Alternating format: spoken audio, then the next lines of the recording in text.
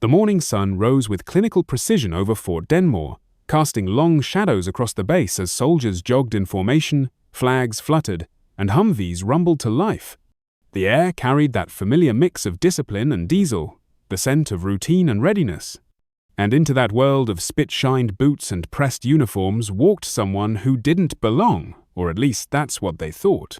Evelyn Shaw stepped through the automatic doors of the base commissary, her right foot dragging slightly.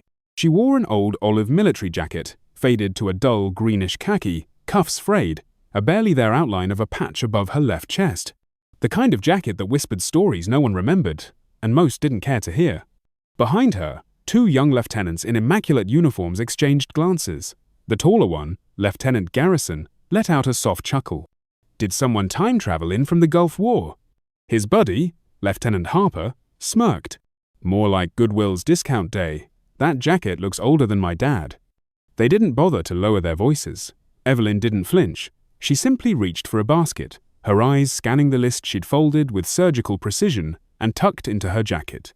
She walked, slowly methodically moving between aisles like someone who'd done this 1,000 times, because she had. She stopped in front of the soup aisle. Her hand, scarred with a long-heeled surgical incision, moved over the cans carefully. Her posture was straight militarity, but her limp and graying bun made her an easy target. Lieutenant Garrison wasn't done. Bet she's angling for a VA discount, he said, just loud enough for a nearby specialist to glance up. Probably a fake story about covert missions. People will do anything for 10% off. Evelyn reached for a can of chicken noodle, placed it in her basket, and moved on without a word. It wasn't that she didn't hear them, it's that she didn't need to respond. As she approached the dairy case, the whispers followed. A few enlisted men had gathered by the coffee machine, and now even the civilians were taking notice. Not everyone joined in the mocking, but no one stepped in either. Someone should check her credentials, Harper added. Wearing a jacket like that? She's either delusional or a liar. Still, Evelyn said nothing. She picked up a carton of eggs, shifted her weight to her stronger leg, and turned down the next aisle. They didn't know. They didn't know that her silence wasn't weakness. It was restraint. And that jacket? It wasn't just worn, it was earned. The clerk at the checkout counter ran an older man in a baseball cap embroidered with "Retired U.S. Army." First Cav nodded slowly as she approached. He scanned her items, eyes catching briefly on the ghost patch over her heart. He didn't say anything, but there was a flicker of recognition. Behind her, the lieutenants had finished shopping. As Evelyn moved toward the customer service counter to verify her VA documents again, they lined up a few registers behind her, still watching, still entertained. The young woman at the desk wore a nervous smile and a name tag that read, Alicia. "Hi there, how can I help you today?" "I need to verify my address for the quarterly appeal," Evelyn said, sliding over a folder of paperwork. "Are you active duty or a dependent?" "Veteran," she replied calmly. "I'll need to see your DD 214 or veteran ID," Alicia said, glancing at the folder with confusion. Evelyn's jaw tightened ever so slightly. "My service is classified. I have a letter from DoD confirming special designation." She opened the folder to a series of documents stamped with departmental seals and language Alicia clearly wasn't trained to handle. Let me get my supervisor." The murmur behind her rose again. "Here we go," Harper whispered. "Special missions that no one can talk about. Classic scam." This time, a few heads turned toward the voice, but no one said anything. The supervisor arrived, stern, efficient, bureaucratic. "These aren't the documents we need for verification," she said. "They're the only ones I'm allowed to carry," Evelyn replied, her voice firm but composed. "Then I'm afraid we can't help you." The folder was handed back, the humiliation handed with it. Evelyn turned, and that's when she saw them. The lieutenants, standing there, arms crossed, smug, emboldened. The crowd, watching now, some curious, some complicit. And just as she stepped toward the exit, head held high, the doors opened. And everything changed. A tall figure in a 4-star uniform entered the commissary, flanked by 2 aides. He was reading a report as he walked, not looking where he was going until his eyes flicked up, and landed on her. Everything stopped. His steps, his aides, the air itself. The general's gaze locked on the worn outline on her chest. He froze. Then, slowly, he stood at attention, and rendered a crisp, formal salute. Evelyn stopped mid-step, The plastic bag in her hand swung gently. The room fell completely silent. And every eye turned from mockery to awe. To be continued. No one moved. The general's salute hung in the air like thunder in silence, formal, unmistakable, and utterly shocking. Lieutenant Garrison blinked first, then stiffened into a loose version of attention. Harper's face drained of color as he took a shaky step backward. Around them, the other patrons of the commissary slowly turned their heads toward Evelyn, not as an oddity now, but as a mystery suddenly full of weight. Evelyn's body moved on instinct. She carefully shifted the grocery bag to her left hand and returned the salute. Flawless. No hesitation, no uncertainty, just crisp precision and silent authority. The general lowered his hand. His voice cut through the silence with the clarity of a parade ground command. "Captain Shaw," he said, eyes never leaving her. "Spectre Unit, Operation Ironfall, 2003, correct?" Evelyn nodded once. "Yes, sir." He gave a short nod in return. "At ease, Captain." The room stayed quiet. Everyone waited, breath caught somewhere between curiosity and disbelief. The general turned to his aides. "Wait outside." Neither questioned it. They exited quickly, eyes wide, whispering the moment they cleared the door. Evelyn stood still, posture dignified but calm. "Captain," the general said more gently now, stepping forward, "your unit saved 32 lives in that operation, including mine. I never got to thank you." There was a tremor in the room. One of the clerks behind the register stepped back from her terminal, stunned. Another officer, mid-bite of an energy bar, froze. Even Alicia, the nervous girl from customer service, stood with her mouth slightly open. "I thought no one knew," Evelyn said finally. "They told us it would all stay sealed." "It was," the general confirmed. "And most of it still is. But some things deserve to be acknowledged, even if only among those who understand what they're looking at." He glanced meaningfully at the ghost of a patch over her heart. "The insignia," he said softly. "I recognized it the moment I saw it. It hasn't been worn publicly since the unit was disbanded." "Time faded it," Evelyn said. "I kept it hidden for years. Didn't feel right to remove it. Didn't feel right to explain it either." The general looked around the commissary, then back to her. "Walk with me." He didn't make it a command, but Evelyn understood the significance. She nodded, and together, they walked slowly to the small cafe in the corner of the commissary. The crowd parted for them like a tide.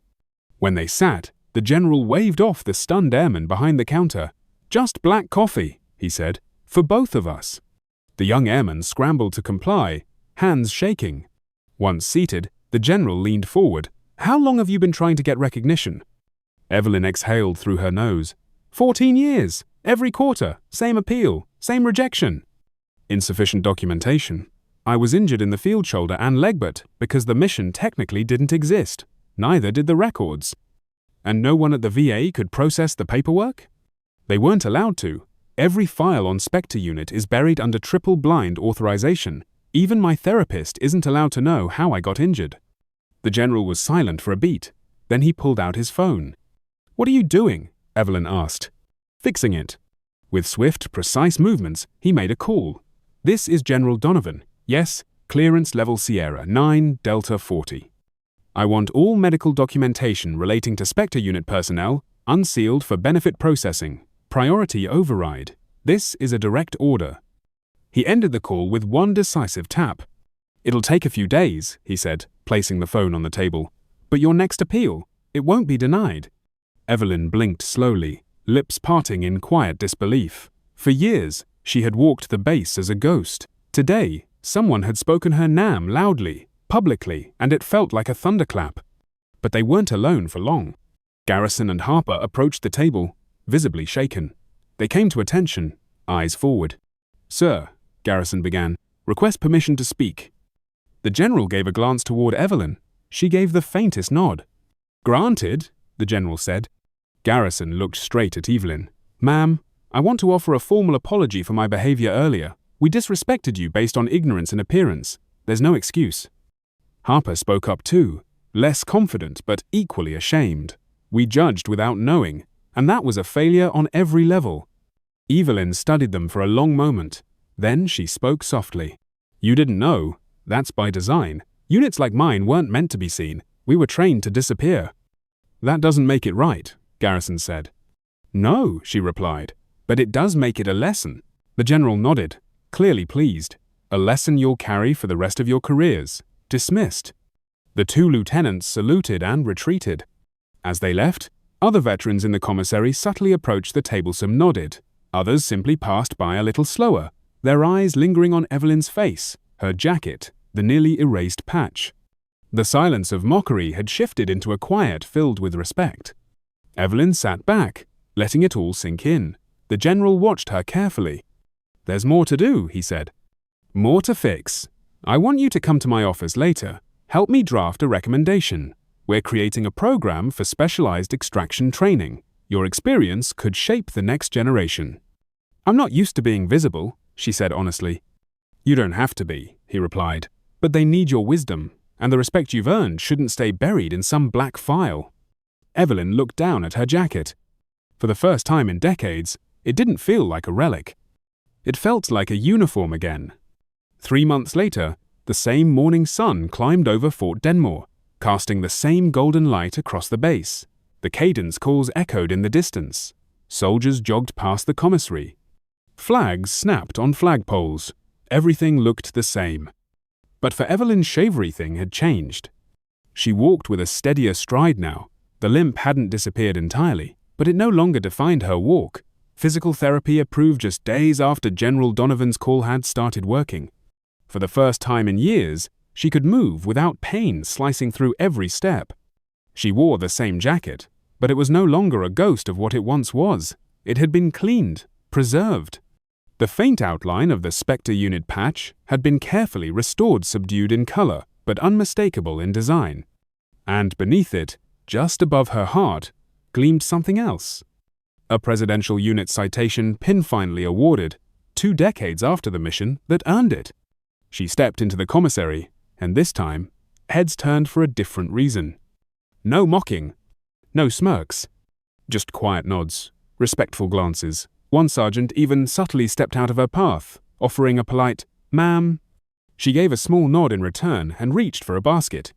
In aisle 4, she spotted someone familiar, Lieutenant Harper, alone, staring hard at the back of a can of beans like it held national secrets. He looked up, saw her, and straightened instinctively. "Captain Shaw," he said, stepping closer. "Lieutenant," she replied, her tone even. "I wanted you to know," he said quickly. "Your story, it's being taught now.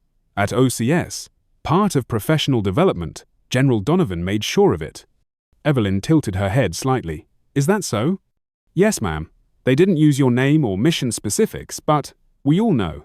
It's a case study on assumptions, on respect, and how we sometimes fail to see the very people we owe everything to." He swallowed. "It changed how I lead, ma'am, how I carry the uniform." She studied him for a moment. "Good," she said quietly. "That's what it's meant to do." He gave her a crisp nod and turned away, leaving her with the echo of her own legacy following him down the aisle. By the time Evelyn reached the register, the same cashier Master Sergeant Ward was already halfway through bagging someone else's groceries, but when he saw her, he gave a half smile and tapped his cap. "Good morning, Captain. That patch is looking a lot more official these days." She chuckled. "Took a few decades, but I guess it was worth the wait." "I always suspected," he said, his voice low. "Didn't say anything. Some things you just let come to light on their own." She nodded in appreciation. "Your nephew still at the academy?" "Just finished phase 2. He said they mentioned Spectre tactics in advanced maneuver training. Not by name, of course, but anyone paying attention can put it together." Evelyn's eyebrows lifted slightly. "So the ghost unit's finally showing up in footnotes." "Better than being erased entirely," he replied. As Evelyn finished paying, a young female officer approached her from the side. Blonde, no older than 25, with fresh lieutenant bars and nervous energy in every step. "Excuse me, ma'am," she said, standing at attention. "Are you Captain Evelyn Shaw, from Spectre?" Evelyn paused, caught slightly off guard. "I am." "Lieutenant Sarah Mercer, 103rd Intelligence Battalion." The young woman offered a salute. Evelyn returned it without hesitation. "I've been studying the ironfall extraction for training. The portions that have been declassified are remarkable." "Ironfall?" Evelyn said, raising an eyebrow. "That's what they're calling it now?" "Yes, ma'am. It's been added to the updated field manual. Your team's tactics improvisation under fire, fallback corridor construction, resource prioritization, those are foundational now. A strange feeling settled in Evelyn's chest, something between disbelief and pride. The lessons were learned the hard way, she said softly. That's why they matter, Mercer replied. Then, hesitating slightly, I was wondering if you'd ever consider speaking to my platoon. Nothing classified, just experience. 20 years of enforced silence warred inside Evelyn with this new reality of recognition. But something in Mercer's eyes, eager, respectful, bright, reminded her of someone she hadn't thought about in a long time. Her younger self. I'd be honored, Evelyn said. Mercer's eyes lit up. Truly, that would mean so much to all of us. They exchanged contact info, and as the young lieutenant left, Evelyn stood a moment longer in the commissary, watching her disappear into the bustle. The mission had changed, but her role, it was just beginning. Outside, the sun was higher in the sky. Evelyn walked slowly toward the parking lot, her bags in hand. Halfway to her car, a familiar figure in a command uniform approached General Donovan. Captain Shaw, he called out. Sir, she greeted with a respectful nod. We've located Specialist Rodriguez's family, he said. With the limited declassification, they're finally going to learn the truth. His daughter will receive his Silver Star next month. Evelyn felt her throat tighten. She remembered Rodriguez, 22, always humming under his breath, the comms guy who made sure they had signal when it counted most. She must be grown now, she said quietly. 26, Donovan confirmed. She thought he died in a training accident. Now, she'll know he died a hero. Evelyn nodded, voice tight. That matters. It matters a lot. I want you there at the ceremony, he said. You're the last surviving member of the team. Your presence would mean everything. I'll be there, she promised. I wouldn't miss it. The general glanced down at her chest. Nice to see that patch restored. Seemed appropriate, she replied, one corner of her mouth lifting. It suits you, he said. Always did. He turned to leave, then paused. One more thing. We're forming a task force. Specialized training for extraction teams. I want you on the curriculum board. We don't need textbook knowledge, we need what you carry. She hesitated. I was never much of a teacher. You don't have to be, he said. Just show up, share what you can. We'll take care of the rest. And with that, he walked away, leaving Evelyn Shaw, once invisible, now undeniable. The ceremony took place under the wide sky of Fort Denmore's parade field. Rows of folding chairs lined up with military precision. Flags fluttered on the stage. Families, officers, and soldiers gathered to witness what most assumed was a routine medal presentation. But for a few, those who knew the day meant something more. Evelyn Shaw stood to the side of the stage, wearing her preserved jacket and newly earned citation. She looked across the field and spotted her old teammates' families, what was left of them. The widow of Sergeant Decker, Lieutenant Way's brother, and front and center, a young woman in her 20s, Emily Rodriguez, daughter of Specialist Marcos Rodriguez. The general spoke first. His words were measured, his voice steady. Today we recognize the sacrifice of a soldier whose service was, until recently, kept from public record. Marcos Rodriguez gave his life during a covert operation that prevented a diplomatic disaster and saved the lives of 32 Americans. His daughter, Emily, receives this medal not just on behalf of her father, but on behalf of every family who was told training accident when the truth was too heavily guarded. He stepped aside, and Evelyn walked forward. The crowd quieted. She stood in front of Emily, holding out the small velvet box containing the Silver Star. Her voice was low but clear. Your father didn't just die serving. He died protecting others. He kept us connected, kept the comms open when everything else was falling apart. He stayed behind so we could get out. Emily's hands trembled as she accepted the medal. Her eyes shimmered with tears, but there was no breakdown. Just strength, just legacy. Thank you, she whispered. Evelyn didn't reply. She only placed a hand over her heart over the patch that now showed its colors.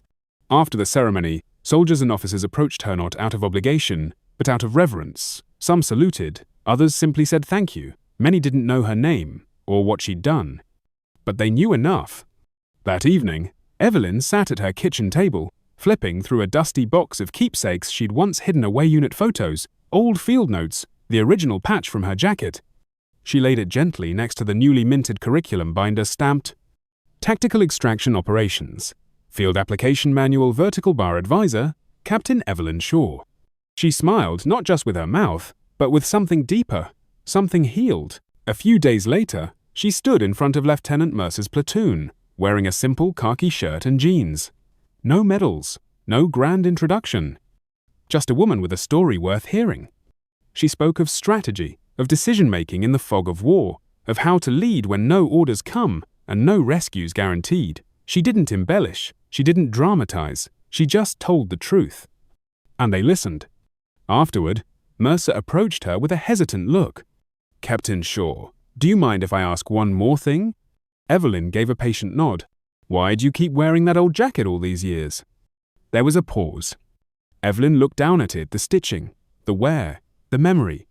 "It wasn't just mine," she said quietly. "It belonged to our unit commander, Major Callahan. He covered the exit himself so we could get the diplomats to safety. His last order was, 'Don't come back for me.'" She touched the sleeve gently.